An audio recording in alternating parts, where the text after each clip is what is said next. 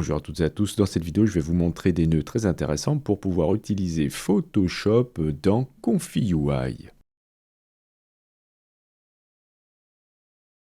Alors, la première chose à faire, c'est d'aller installer les nœuds. Donc dans ComfyUI, vous allez cliquer sur Manager, Install Custom Nodes, et vous allez faire une recherche sur Photoshop. Et ce qu'on va récupérer, c'est le deuxième, celui-ci. Ensuite, avant de faire un restart, on va faire une autre recherche. Vous allez taper pop et on va récupérer les nœuds. Donc le troisième ici, c'est le même créateur que les nœuds de Photoshop et on va installer ça aussi. Ensuite, vous pouvez relancer ComfyUI. Une fois que vous avez tout installé, vous pouvez aller chercher un workflow classique et on va ensuite chercher le nœud Photoshop.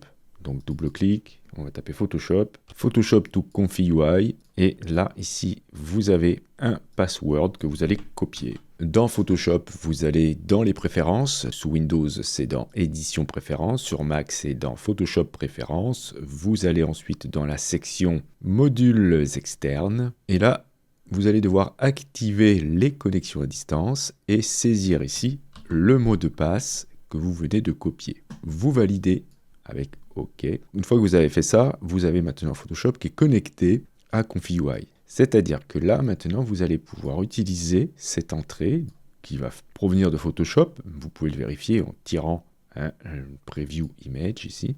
Voilà, donc ça c'était une petite bafouille que j'ai fait tout à l'heure avec Photoshop. Mais si je clique sur QPrompt, vous allez voir que ça va aller chercher dans Photoshop l'image qui est actuellement celle sur laquelle je travaille. Et à partir de ça, eh bien, vous pouvez faire ce que vous voulez. C'est-à-dire que vous pouvez faire du image to image. Vous enlevez le nœud latente.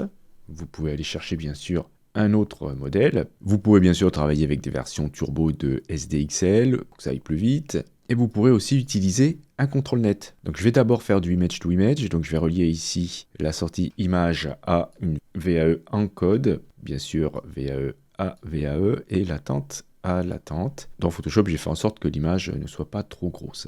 Donc ensuite, vous allez baisser le denoise et indiquer ce que vous souhaitez dans le prompt.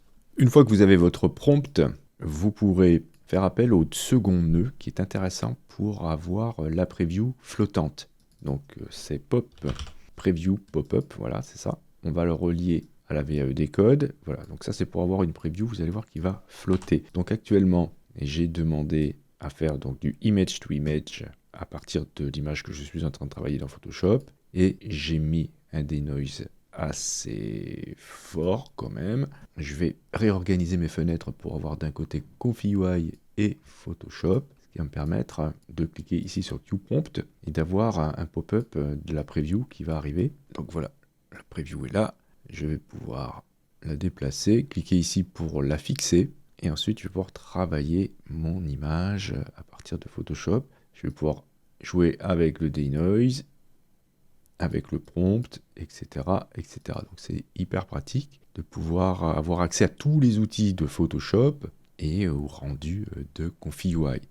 Alors bien sûr, vous allez aussi pouvoir utiliser du coup un CTRL-NET si vous souhaitez avoir quelque chose d'un peu plus précis. Donc vous voyez ici l'image, elle est très conforme à ce que je suis en train de faire dans Photoshop et c'est plutôt très intéressant. Par exemple ici, si je veux avoir un effet de flou de la porte, dans Photoshop, je vais pouvoir flouter la porte.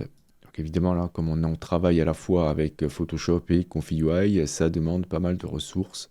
Donc je vais aller chercher un filtre, par exemple dans Galerie d'effets de flou de profondeur de champ, pour flouter un peu la porte. Et ensuite, je peux relancer un rendu. Bien, alors, le temps que ça calcule, je vais vous montrer que si vous souhaitez ajouter un CTRL-NET, bien dans ComfyUI, il suffira d'aller chercher les nœuds qu'il faut. Alors, j'en ai déjà de préparés ici. Donc, il vous faut Apply CTRL-NET, il vous faut le type de modèle de CTRL-NET que vous souhaitez, par exemple un lineart, et le préprocesseur qui va avec, et vous allez relier la sortie du préprocesseur avec votre image. Voilà. Ne pas oublier bien sûr ensuite de relier conditioning au prompt positif et conditioning à la sortie ici pour positive. Ensuite, vous allez pouvoir jouer avec la force de votre CTRL-NET et continuer ainsi à travailler. Voilà, ce qui permet d'avoir un rendu beaucoup plus conforme, vous voyez, à mon image de Photoshop que ce que j'avais tout à l'heure. Donc voici une des nombreuses manières d'utiliser Photoshop avec ConfiUI.